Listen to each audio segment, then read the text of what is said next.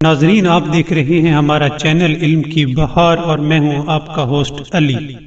ناظرین، ایک دفعہ کا ذکر ہے کہ رسول اکرم لوگوں سے مخاطب ہوئے اور فرمایا، اے لوگوں میری بات غور سے سنو، مجھے جبرائیل نے خبر دی ہے کہ ایک فرشتے کی اللہ تعالیٰ کے نزدیک بڑی عظمت تھی۔ اتفاقاً کسی بات پر اللہ تعالیٰ کی اس پر ناراضگی آ گئی اور وہ فرشتہ آسمان سے زمین پر اتار دیا گیا۔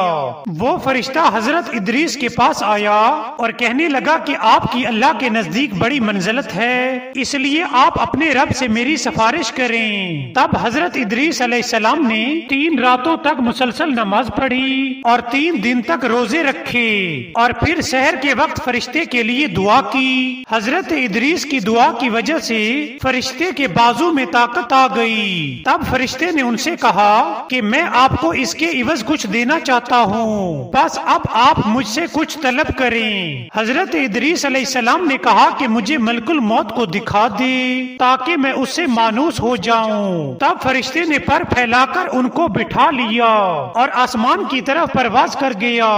ملک الموت پہلے آسمان پر نہ ملا، ان سے کہا گیا کہ اوپر جاؤ۔ تب چوتھے اور 5ویں آسمان کے درمیان ان کی ملاقات ملک الموت سے ہوئی۔ تب فرشتے نے کہا کہ اے ملک الموت، میں نے تم کو ہر جگہ تلاش کیا، تم کہاں تھے؟ انہوں نے کہا کہ میں عرش الہی کے سائے تلے رہتا ہوں۔ اب مجھے حکم ہوا ہے کہ ایک آدمی کی روح چوتھے اور 5ویں آسمان کے درمیان جا کر قبض کر لوں۔ جب حضرت ادریس علیہ السلام نے یہ سنا تو آپ کو پریشانی ہوئی اور آپ فرشتے کے بازو سے گر گئے اور وہیں پر ملک الموت نے ان کی روح قبض کر لی، اور اللہ تعالیٰ فرماتا ہے کہ ہم نے ان کو ایک مقام پر اٹھا لیا۔